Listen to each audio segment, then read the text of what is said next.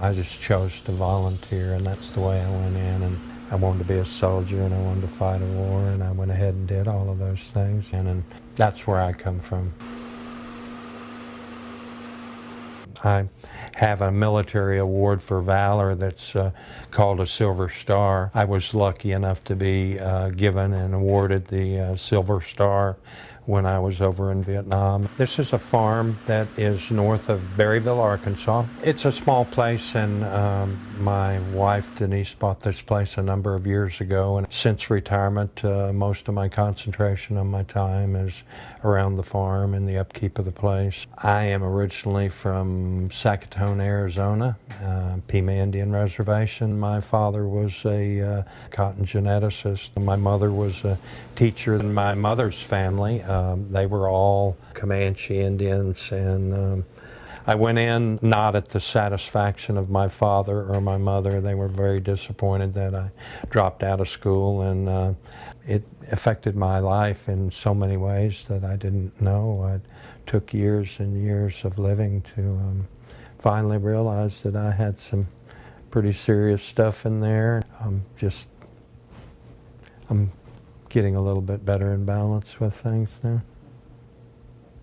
Not many people get the Silver Star and still have a chance to talk about it. A lot of the recipients of the Silver Star get the award posthumously. The actual combat that was involved in me getting the Silver Star was an operation that several battalions from my brigade went on, and they were looking for a unit of North Vietnamese regulars that were operating in the A Shau Valley. My unit was selected to be the point unit when this operation kicked off, and we got in contact with this group of North Vietnamese regulars. They were well-seasoned fighters, and we got ourselves pinned down, and we got trapped, and we had to call artillery on ourselves, and it took a lot to bail us out of being totally wiped out and annihilated, and we came through it with a number of people being killed, and you know, it's a pretty powerful moment in my life, and I really didn't think I'd make it through it. We actually found and uncovered a hospital that was built underground. We found sophisticated operation tables, and they had underground electric that was part of the hospital. We found large weapons caches, and it was you know, just a point of pride for our unit.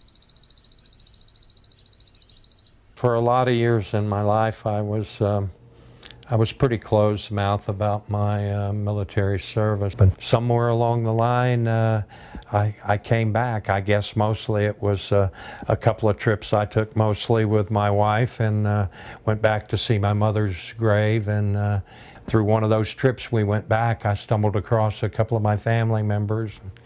They encouraged me to become re-involved in the Comanche Indian Nation, and the Comanche Indians put their veterans on a very high, special place in their Comanche Nation, and I followed those suggestions, and ever since going back and reconnecting with my mother's side of the family, I've been an active Comanche Indian. They've welcomed me back to the tribe with open arms, and it's a special thing for me.